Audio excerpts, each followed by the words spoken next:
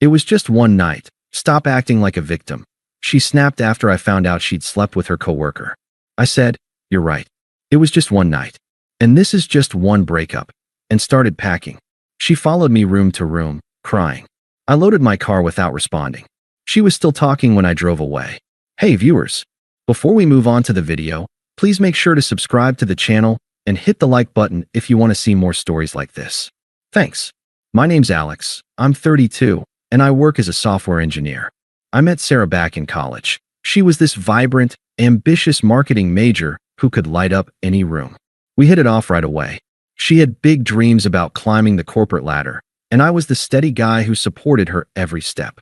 For 5 years, I was all in. When she got laid off 2 years ago, I covered the rent on our apartment in the city so she wouldn't have to stress. I turned down a promotion that would have meant relocating because she was just starting a new job and didn't want to uproot everything. Hell, I even helped her network, introducing her to some contacts from my side. Looking back, I gave up a lot. Weekends spent helping her prep for interviews, vacations skipped so we could save for her certifications. I thought that's what you do in a committed relationship. Build together. But over the last few months, things started feeling off. Sarah was working late more often, always at team-building events or client dinners. She'd come home smelling like wine and perfume that wasn't hers, but I'd brush it off. I trusted her. We had our routines, movie nights, cooking together, planning a future. Or at least, I was planning. She started pulling away emotionally, criticizing little things about me. You're always so predictable, Alex. Where's the spontaneity? She'd say with this edge in her voice. It stung, but I figured it was stress from work. I tried harder, surprise dates, little gifts. Nothing seemed to stick. Then came the night, everything shattered. It was a Friday. She'd been at her company's holiday party the evening before, and I stayed home working on a project. She crashed late, mumbling about how fun it was. The next morning, I was making coffee when her phone buzzed on the counter. I glanced over out of habit, force of habit from years together, and saw a text from Mark, work. Last night was wild. Can't wait for round 2. Winking face, my stomach dropped. Mark was her co-worker, the charismatic sales guy she'd mentioned a few times, always with this casual admiration. He's so driven, she'd say. I didn't freak out. I waited until she woke up, sat her down in the living room, and showed her the phone. What's this about? I asked, keeping my voice even. I didn't yell. I just wanted the truth. She froze for a second, then her face twisted into this mix of annoyance and defiance. Oh, come on, Alex. It was just one night. We were drunk, things got out of hand at the party. Stop acting like a victim. It's not like I planned it. I stared at her, feeling like I'd been punched. You slept with him? At the party. She rolled her eyes, crossing her arms. Yeah, I did. But it's not a big deal. We've been together forever. Things get stale. Mark he gets it, you know? The excitement, the ambition. You're always playing it safe, buried in your code. I needed a break from that. A break. I echoed, my mind reeling. This wasn't some abstract betrayal. It was her choosing someone else right under my nose, at an event I could have gone to if she'd invited me. Look, it was a mistake, okay? But you're overreacting. People cheat all the time. It's human. If you loved me, you'd forgive this and move on. Don't make it into some tragedy. Her words cut deep. I'd been loyal through everything, and now I was the one being painted as dramatic? I thought about all the times I'd put her first, the job I passed on, the friends I'd lost touch with because our life revolved around her schedule. It felt so undeserved, like I'd been a placeholder all along. I took a breath, forcing myself to stay calm. No screaming, no accusations. Just clarity. Tell me more about why it happened, I said quietly. She leaned back on the couch, like we were discussing the weather. Fine. Mark and I have been flirting for weeks. He's got this energy you don't. Last night, after a few drinks, we ended up in his car. It was quick, passionate. But that's it one time. You're acting like I murdered someone. Grow up, Alex. There it was, the smugness. No real remorse, just excuses wrapped in condescension. I nodded slowly, letting the weight of it sink in. The room felt smaller, the air thicker with her justifications. I didn't argue. What was there to say? She'd made her choice clear. I sat there for a moment, absorbing her words like a bad dream I couldn't shake. The coffee I'd made earlier was going cold on the table between us, steam long gone. Sarah was still leaning back, arms crossed, like she was defending a point in a meeting rather than explaining why she'd thrown away 5 years. I didn't raise my voice. I didn't call her names. I just looked at her and said, "So that's it? One night with Mark, and suddenly I'm the problem?" She sighed dramatically, as if I was the one being unreasonable. "Alex, don't twist this. It's not about you being the problem. It's about us. We've been coasting. Mark, he challenges me. He's got that drive, that edge. Last night was a wake-up call. Maybe we both need this." "A wake-up call," I repeated flatly. My mind flashed to the times I'd stayed up late helping her with presentations, or when I drove her to that conference 3 hours away because she was too nervous to go alone. All those moments felt tainted now, like I'd been investing in something that was never mine. "Yeah, exactly," she continued, her tone sharpening. "You think our life is perfect? It's routine. Work, home, Netflix, repeat. Mark gets the corporate world, the late nights, the risks. He doesn't just clock in and out like you do. And honestly, after what happened, I realized I deserve that kind of passion. Not this comfort zone you've trapped us in." Trapped. The word hung there. I'd chosen stability for us, turned down opportunities to keep things steady while she built her career. But now it was a trap. I stood up slowly, walking to the bedroom without a word. She followed, her footsteps quick behind me. "What are you doing?" she asked, voice rising a notch. I pulled a suitcase from the closet and started folding shirts into it. "You're right. It was just one night. And this is just one breakup." She laughed, but it was forced, nervous. "Oh, come on. You're seriously packing? Over this?" I said it was a mistake. "We can talk it out. Therapy, whatever. But you walking out like some martyr? That's childish." I kept packing methodically. Socks, jeans, a few books from the nightstand. The silence stretched, broken only by the zipper of the bag. She paced the room, her earlier smugness cracking. "Alex, stop. Look at me." "I didn't." "Fine, you want the full story?" "Mark and I connected at the party. We danced, we talked shop. He's up for a promotion, you know? One thing led to another. It was exciting, spontaneous. Something we've lost. But I'm here now, telling you. That means something, right? Most people hide it." I zipped the suitcase and wheeled it to the living room. She grabbed my arm. "You're really doing this? After everything? I supported you too. Remember when your project tanked last year? I was there." "Supported me?" I finally turned to her, keeping my voice level. "You complained about the long hours. Said I was neglecting you. But yeah, you were there. In body, maybe." Her eyes narrowed. "See? This is why. You're always playing the victim. Twisting things to make me the bad guy. Mark doesn't do that. He owns his shit." "Then go be with Mark," I said simply, grabbing my keys from the counter. She stepped in front of the door, tears starting to well up. "Wait, no? I don't want that. I want us, but better. Forgive me, Alex. It was stupid, alcohol-fueled. We can fix this." I paused, looking at her. The hypocrisy hit me hard. She'd minimized it as just one night, but now she was begging? Her logic twisted like a pretzel. Blame me for the boredom, justify the cheat, then act like I owed her forgiveness. "Sarah, you chose excitement over us. Own that." "But I love you," she blurted, voice breaking. "Mark was nothing. A fling. You're my rock. A rock you stepped on to get to him," I replied calmly. I moved past her, loading the suitcase into my car outside. She followed, barefoot on the driveway, neighbors probably peeking through curtains. "Alex, please. Don't leave like this. We can work it out. I'll cut Mark off completely. Block him. Anything." I got in the driver's seat, engine humming to life. She banged on the window lightly. "Say something. Don't just drive away." I rolled it down an inch. "Goodbye, Sarah." And I pulled out, her figure shrinking in the rearview mirror, still talking, gesturing wildly. No big scene, no final blowout. Just me, detaching. The confusion swirled in my chest. Why her? Why now? But I kept driving, the city blurring by. That drive felt endless. I ended up at my buddy Jake's place across town. He and his wife Lisa were mutual friends, but they'd always been more in my corner. I crashed on their couch that night, staring at the ceiling, replaying her words. "Stop acting like a victim." It echoed, making me question everything. Had I been too safe? Too predictable? The pain hit in waves, not just the betrayal, but the way she dismissed it, like my loyalty was a joke. The next few days were a fog. I called in sick to work, holed up in their guest room.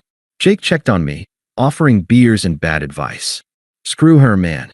You deserve better. But I didn't want to rant or plot revenge. I just sat with it. The unfairness gnawed at me. 5 years, and she reduced it to stale. Flashbacks crept in. The time I surprised her with tickets to that concert she loved, only for her to cancel last minute for work. Or when I helped her move into our apartment, carrying boxes up 3 flights while she directed. I'd given so much, and for what? To be compared to some slick coworker? I didn't contact her. No texts, no calls. Radio silence. Instead, I started small steps. Joined a gym downtown. Nothing fancy, just weights and runs to clear my head. The burn in my muscles drowned out the ache in my chest. I updated my resume, applied for that senior position I'd passed on before. It meant longer hours, but why not? No one to hold back for now. Weeks turned into months. I found a small apartment in a quieter neighborhood, nothing shared. Furnished it minimally, a bed, a desk, some plants. Work picked up. I got the promotion, diving into projects that challenged me. Therapy helped too, once a week, talking through the confusion. Why did it hurt so much? I'd ask. The therapist nodded. Because it was undeserved. But you're rebuilding. My internal voice shifted slowly, from what did I do wrong, to what can I do now? I started hiking on weekends, reading books I'd shelved for years. Dated casually once or twice, nothing serious, but it reminded me I wasn't broken. Meanwhile, karma started creeping in, though I didn't seek it out. Jake filled me in first, over coffee. Heard from Lisa, Sarah's affair blew up. Apparently, Mark wasn't the prince she'd painted. After there one night, it turned into a full fling, but he was playing the field. Used her for inside info on a big client deal, got his promotion, then ghosted her. Worse, rumors spread at work. Someone saw them at the party, and HR got wind. Office policy against relationships, especially when it involved favoritism. Sarah got a warning, but the damage was done. Colleagues whispered. Her reputation tanked as the homewrecker, even though we weren't married. Then the isolation hit her. Mutual friends like Jake and Lisa pulled back. We saw how she treated you, Lisa said when I asked why. The smug way she justified it? Nah. Sarah posted vague stuff on social media, quotes about growth and mistakes, but likes dwindled. Her family got involved too. Her mom called me once, voice dripping with guilt trip. Sarah's struggling, Alex. Be the bigger person. I hung up politely, no engagement. Financially, she unraveled. Without my half of the rent, she downsized to a crappy studio. Lost a big project at work, focus shot from the drama, and got passed over for a raise. Jake heard she was seeing a therapist, but it wasn't helping her entitlement. She started reaching out indirectly, liking old photos of us, commenting on friends' posts where I was tagged. But I stayed silent, focusing on my arc. I volunteered at a local tech meetup, met new people, landed a side gig consulting, padding my savings. The confusion faded, clarity set in. I'd been her safety net, but now I was free falling into something better. By 6 months out, I barely thought of her. My life had momentum, new friends, a trip planned to the mountains, even a promising date with someone from work, Emily, who shared my love for coding puzzles. The silence from my end must have driven her crazy, because that's when the direct attempts started ramping up. But that's for later. For now, sitting with the betrayal taught me resilience. It wasn't fair, but it was fuel. It started subtly, about 7 months after I drove away. I'd blocked Sarah on everything right after the breakup. No drama, just a clean cut to protect my peace. But she found ways around it. First, it was an email to my work address, the one she remembered from when I'd helped her with her resume. The subject, can we talk? I opened it out of curiosity, or maybe lingering habit. Alex, I know you're mad, but please hear me out. That night with Mark was the biggest mistake of my life. I was stressed, drunk, stupid. You were always so good to me, and I took it for granted. I miss us, the routines, the comfort. Work's been hell without your advice. Let's meet for coffee. I promise, no pressure. I read it twice, feeling a flicker of that old confusion. But no sympathy stirred. She'd called it just one night, dismissed my pain. Now she wanted comfort back? I deleted it without replying. That seemed to open the floodgates. A week later, my phone rang from an unknown number. I answered, thinking it might be a job lead. It was her mom, voice sharp and accusatory. Alex, this is Helen. Sarah's a mess because of you. She's lost weight, Can't sleep. You men think you can just walk away? She told me everything. Yes, she screwed up, but forgiveness is what adults do. Her friends are worried. Even her therapist says she needs closure. Call her back, for God's sake. The toxicity hit like a wave. Helen had always been overbearing, meddling in our relationship with advice that favored Sarah. She's just passionate, she'd say when Sarah snapped at me. Now this? I kept my tone neutral. Helen, this isn't your business. Goodbye. Block that number too. Sarah escalated. Text from a new number. It's me. Please, Alex. I saw on social media you're doing well. Congrats on the promotion. I'm proud, even if you hate me. But I need to apologize in person. Mark was nothing. He dumped me like trash after getting what he wanted. Work fired me over the rumors. I'm crashing with friends, scraping by on freelance. Remember how we supported each other? I need that now. Hypocrisy at its finest. She'd mocked my safe job, chased Mark's edge, and now she was paying the price. Isolated, broke, reputation in shreds. Friends like Jake had cut ties after hearing the full story. Even her family seemed strained from what I gathered. But her plea? It revealed the shift, from smug to desperate, clinging to the us she'd discarded. I didn't respond. A few days later, she showed up at my new apartment, must have gotten the address from a mutual contact. I opened the door to her standing there, eyes red, makeup smudged. Alex, thank God. Let me in. We need to talk. I stood in the doorway, arms crossed. There's nothing to say, Sarah. She pushed forward anyway, words tumbling out. Yes, there is. I was wrong about everything. Mark was abusive, manipulative. He spread lies at work, got me blacklisted. My life's falling apart. Friends ghosted me. Family thinks I'm a screw-up. But you were my constant. I realize now how much I need you. Please, let's try again. I'll change. Therapy, no more parties. Anything. Her voice cracked, tears flowing. Part of me noted the power reversal. She'd been the one walking over me, now begging at my door. But I felt nothing but detachment. Sarah, you made your choices. That lit a fuse. Her desperation flipped to anger. Choices? Like you didn't? Walking out without fighting for us. That's cowardly. I poured my heart out, and you ignore me? Fine, be alone forever. You'll regret this when I'm back on my feet. You're nothing without me. She stormed off, true colors blazing, entitled, volatile. Her family piled on. A cousin messaged me on social media, echoing Helen. Sarah's suffering. Man up and forgive. Toxic through and through. I blocked them all, the attempts peaking in desperation before fading.